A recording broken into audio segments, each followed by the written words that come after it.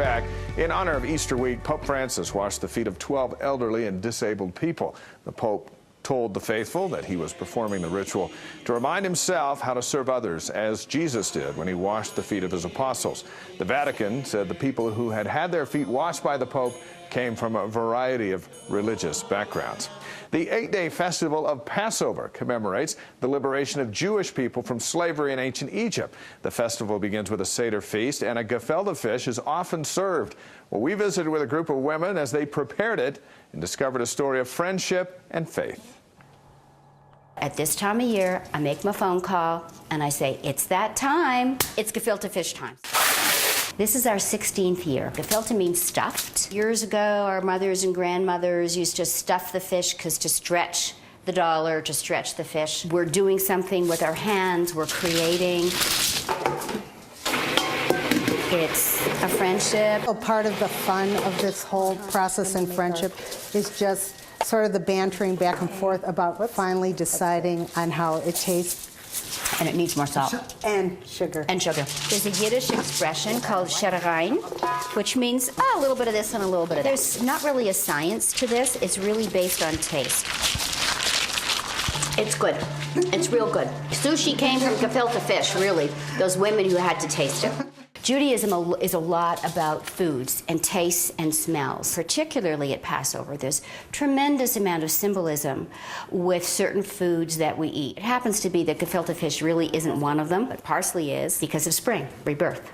An egg is symbolic of the cycle of life. We use different dishes because the leavening that would be on the plates or the other pots and pans or counters, might seep into the Passover foods, and so we don't want that. Seder to me represents family and tradition, carrying on the traditions of not only our great-grandmothers, our grandmothers, our mothers. I thought it was really important for children to grow up with all of the traditions. One of the most significant things is my uncle escaped from a concentration camp, a Holocaust survivor, and he would only talk about that at Passover. And the reason why is because we're celebrating personal freedom. At the very end, the last step is you always say next year in Jerusalem, which is every Jewish person's hope is to celebrate next year in Jerusalem. Very interesting. Passover ends Tuesday at sundown. The concept of a Sabbath, even a 7-day weekly cycle itself, traces back to the 2nd chapter of the Old Testament book of Genesis, which describes God resting on the 7th day. Reporter Mark Kellner discusses the difficulties of finding such rest in a 24/7 culture. The Sabbath commandment, to keep the day holy, to cease from your labor, is a sign to take a break, to stop, to disconnect from everything that's going on. And it's an important way to shut off a 24/7 culture.